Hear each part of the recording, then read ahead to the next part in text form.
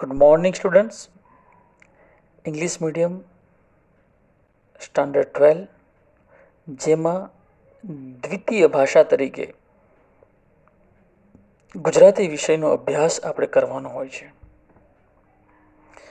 મારું નામ બહુ જ ટૂંકમાં પરિચય આપું, સંદીપ સર.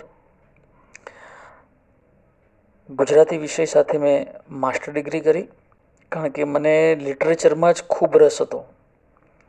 જેથી જે પણ અભ્યાસ કર્યો એ બધું જ લિટરેચર જ્યાં પણ જોડાતું હોય ત્યાં ત્યાં હું અભ્યાસ કરતો રહ્યો. તો વિદ્યાર્થીઓ, આટલો પરિચય ખૂબ છે. આગળ આપણે અભ્યાસ તરફ વળીશું.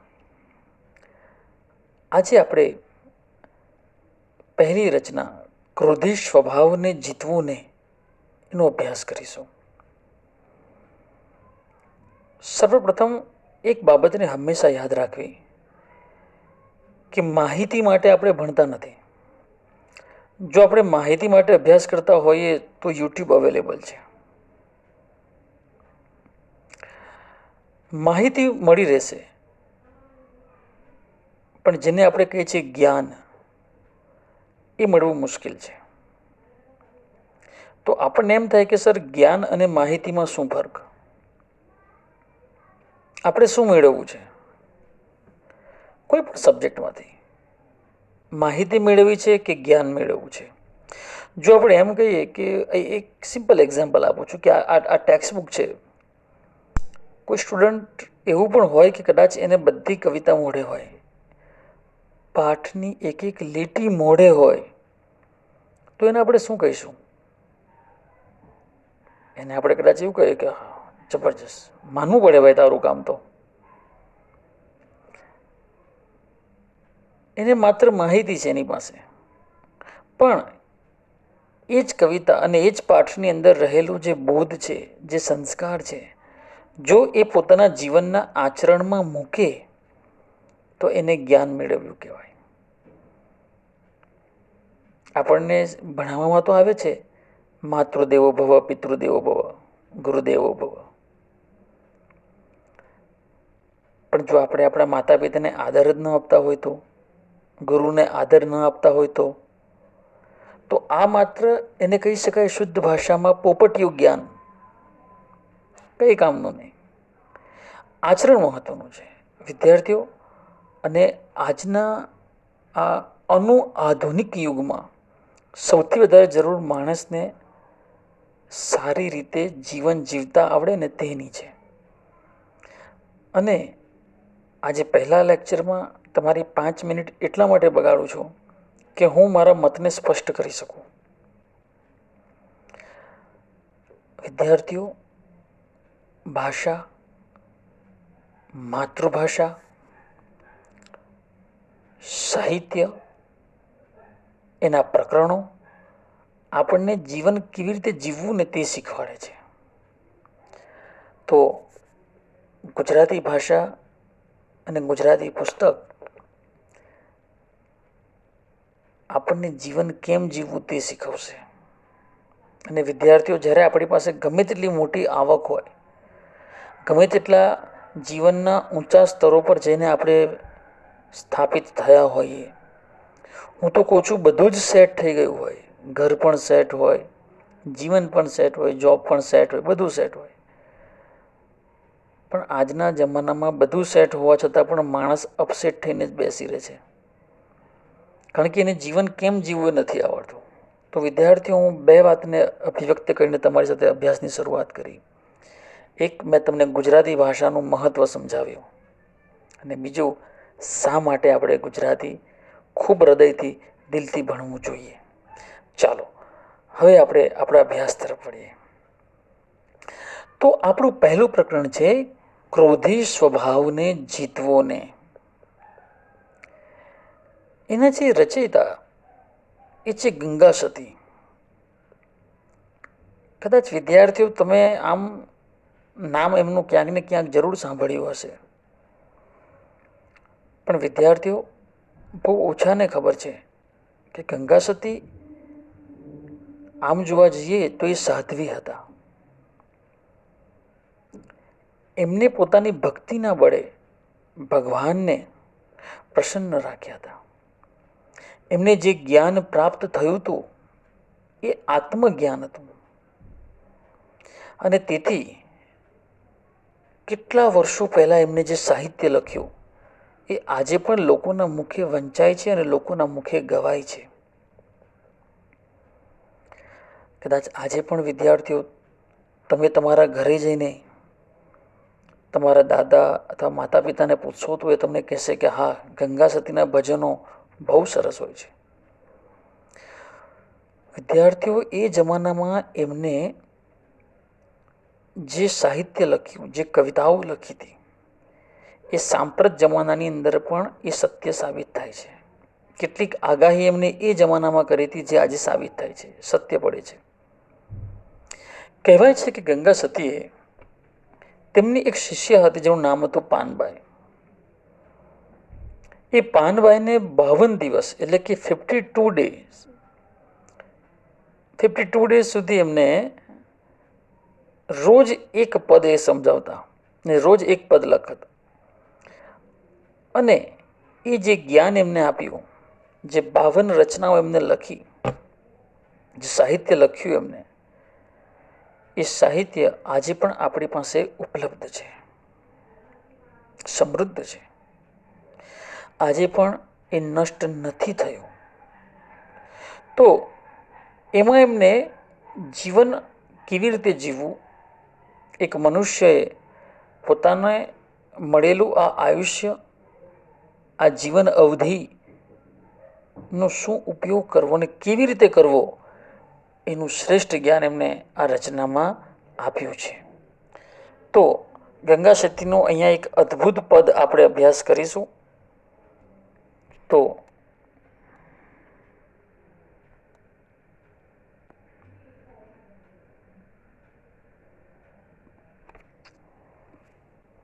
આજે આપણે કવિતાને પૂર્ણ નથી કરવાની, થોડું સમજવાનું છે, વધારે.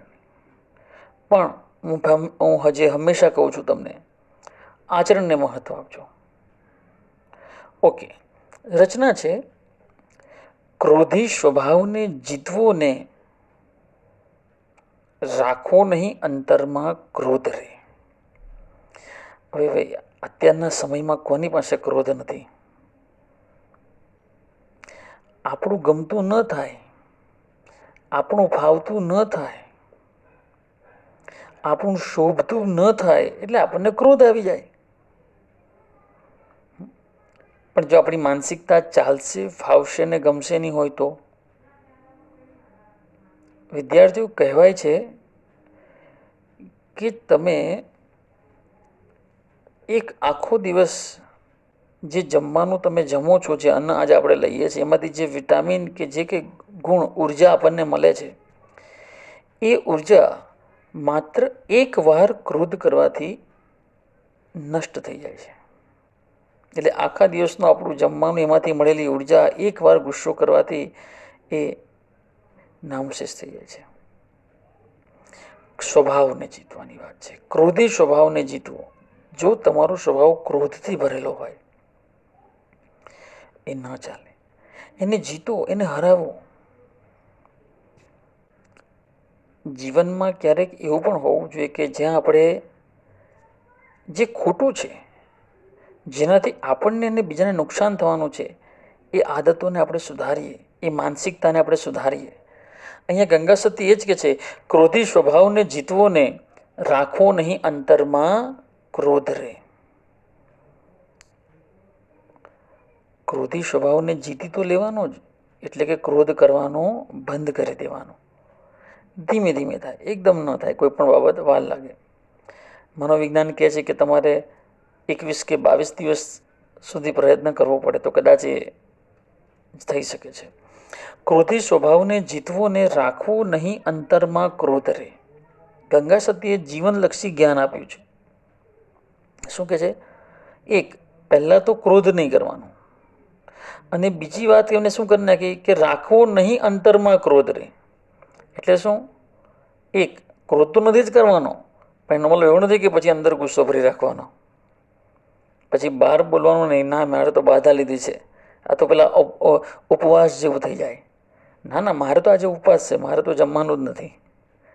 પછી જ્યારે મૌન હોય ત્યારે અંદર થોડું જમી લીધું તો સારું થાત, કંઈક હળવો નાસ્તો મળી જાય તો સારું, કંઈક ફરારી મળી જાય તો સારું, મજા આવી જાય, કંઈક ચટપટું મળે તો સારું. એવું નથી. જે બહાર છે એ અંદર હોવું જોઈએ. જો અંદરથી આપણે સ્ટ્રોંગ હોય ને તો બહાર કશો દેખાડાની જરૂરત જ નહીં પડે. ક્રોધી સ્વભાવને જીતવો ને રાખવો નહીં, અંતરમાં ક્રોધ. અંતરમાં ક્રોધ નહીં રાખવો. કોઈ પણ માણસ માટે ક્રોધ નહીં રાખવો. યાદ રાખજો, તમે જ્યારે કોઈને હેરાન કરવા માગશો ને તો પહેલાં તમારે હેરાન થવું પડશે. આગ જ્યારે બીજાને દજાય ને એ પહેલાં આગે પોતે દાઝવું પડે, એને પોતે સળગતા રહેવું પડે, ત્યારે એ બીજાને દજાડી શકે. એટલે વિદ્યાર્થીઓ, કોઈ પણ પ્રકારનો ક્રોધ અંતરમાં રાખવો નહીં. એક જ વસ્તુ, ક્ષમા, માફ કરી દેવું.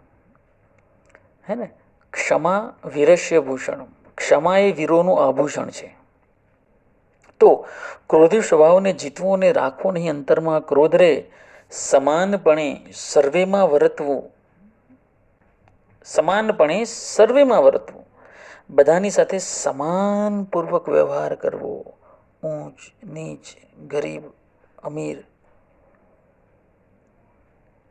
આપણા પારકા, બધા જોડે સમાનતાથી.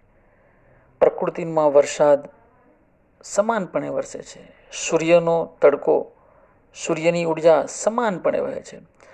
પવન સમાનપણે વહે છે. આ તો પ્રકૃતિમાંથી શીખવાનું છે. સમાનપણે સર્વમાં વર્તવું, ટાળી દેવો મનનો વિરોધ રે. બહુ સરસ વાત કરી. ટાળી દેવો મનનો વિરોધ. આપણું મન છે ને બહુ અઘરું છે. સવારે 4 વાગે ભણવા માટે, વાંચવા માટે, ઉઠવા માટે અલાર્મ આપણે મૂકીએ ને, એટલે જેવું અલાર્મ વાગે ને એટલે આપણું મન એમ જ કે થોડીક વારમાં જાગું છું, થોડી વારમાં ઉઠું છું, 5 મિનિટ. અહીંયા જ તમે હારી જાઓ છો અને તમારું મન જીતી જાય છે. સમાનપણે સર્વમાં વર્તવું, ટાળી દેવો મનનો વિરોધ રે. મનનું કામ જ છે તમને હેરાન કરવાનું.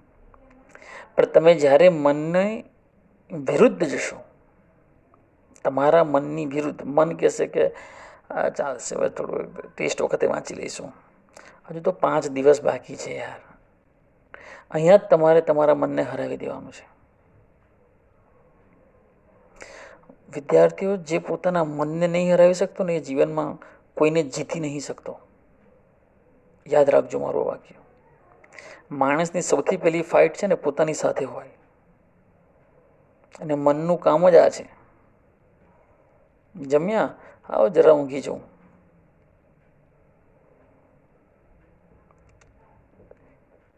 નથી વાંચવું, ચાલશે, ફરી કોઈ વાર જોઈ લઈશું.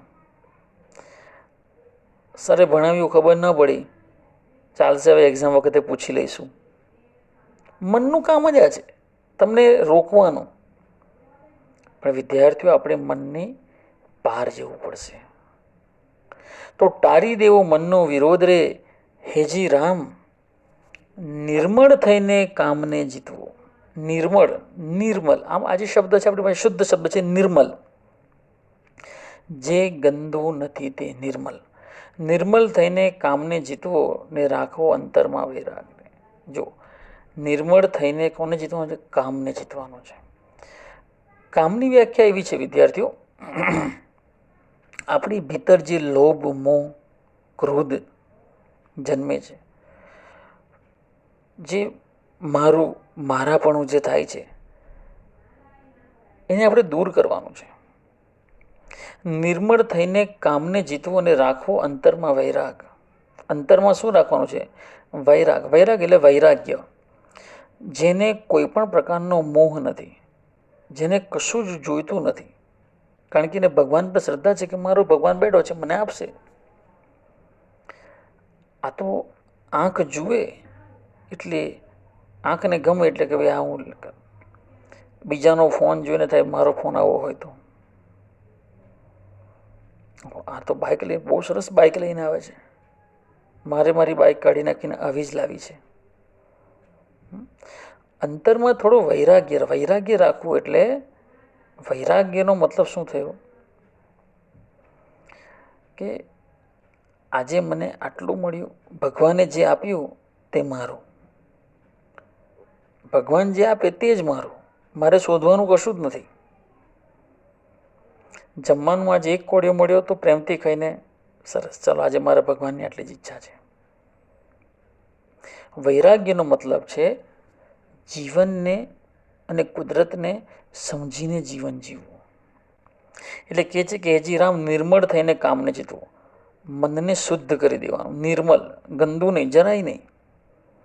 પહેલાં મનને શુદ્ધ કરી દઈશું ને એટલે આપણા કર્મો કેવા થઈ જશે? સરસ. આપણું કામ બધું સરસ થઈ જશે. અને તો જ આપણા અંતરમાં વૈરાગ્ય જન્મશે. આપણે દુઃખી થવાનું પહેલું કારણ શું છે? મને આ જોઈએ છે, મારી પાસે આ નથી, કેમ નથી? આ જ આપણી સમસ્યા છે. પણ અંતરમાં વૈરાગ્ય હોય તો મારે જોઈતું જ નથી, તો હું કીધે દુઃખી થઈશ? મને કહો, નહીં થઈ શકું. આપણા દુઃખનું કારણ આપણો વૈરાગ્ય લેવલ જેટલું ડાઉન એટલે આપણી સમસ્યાઓ, માનસિક તકલીફો વધારે. તો વિદ્યાર્થીઓ, ત્યારબાદ 2 લીટી આપણે કમ્પ્લીટ કરીશું. જગતના વૈભવને મિથ્યા જાણીને ટાળી દેવો દુર્જનનો રાગ. જગતનો જે વૈભવ છે, રાવણ પાસે કેટલો બધો વૈભવ હતો, પણ શું કામનો હતો? મિથ્યા હતો. જગતના વૈભવને મિથ્યા જાણી, કોઈની પાસે આ છે, આ મોટા બંગલા છે, એ બધું મિથ્યા છે. કશા કામનું? બધું મિથ્યા છે. જગતમાં જે પણ વૈભવ છે ને બધું મિથ્યા છે. કરોડોની સંપત્તિ, આજે આ કોરોનાના લઈને કેટલાય માણસ એવા છે કે એના ખાતાની અંદર લાખો રૂપિયા પડ્યા હશે, એને પોતે નથી એ બચાવી શકતો, એ લાખો રૂપિયા એને નથી બચાવી શકતા કે નથી એને મૃત્યુની ક્ષણે એ યાદ આવે છે કે ભાઈ આ મારા પૈસાનું શું થશે? કશું જ નહીં, કશું જ કામ. એ વૈભવ તો બધું મિથ્યા જ છે. માણસ આ દુનિયામાંથી જાય ને ત્યારે એને આ સત્ય સમજાઈ જાય, પણ પછી કોઈ મતલબ નહીં. જગતના વૈભવને મિથ્યા જાણો. જગતમાં જે કંઈ બધું મળે છે બધું મિથ્યા સમજવું. આ હશે તો પણ જીવન છે, નહીં હોય તો બી જો પ્રાણી, પક્ષી, એમને કોઈ વૈભવ છે નહીં, એમના માટે બધું મિથ્યા જ છે. ટાળી દેવો દુર્જનનો રાગ. દુર્જન એટલે ખરાબ માણસોના સંપર્કમાં જીવનમાં ક્યારેય રહેવું નહીં. તો વિદ્યાર્થીઓ, અહીંયા આપણને કેટલાક સરસ મજાના બોધ અને જ્ઞાન આપ્યું. એક, સ્વભાવને ખરાબ એટલે કે ક્રોધ ભરેલા સ્વભાવને જીતવાનું. 2, અંતરમાં ક્રોધ નહીં રાખવો, એટલે કોઈના બી માટે મનની અંદર નફરત નહીં રાખવી. નફરત હોય તો જ ક્રોધ આવે ને. 3, બધા સાથે સમાનપણે વર્તવું. 4, ટાળી દેવો મનનો વિરોધ. 5, નિર્મળ થઈને એટલે કે મનને ગંદુ રાખ્યા વિના સરસ મજાના જીવનના કર્મ કરવા અને જગતને જીતવું. 6, જગતના વૈભવને મિથ્યા જાણો અને ખરાબ માણસના સંપર્કને હંમેશા ટાળો. આટલું પ્રકરણ હું આજે ભણાવું છું. નેક્સ્ટ પ્રકરણમાં હું જ્યારે પણ ફરીવાર ક્લાસ હશે ત્યારે પહેલાં ઉપરની બધી પંક્તિઓનું આપણે રિવિઝન કરીશું, ત્યાર પછી આગળના મુદ્દા પર જઈશું. ઓકે.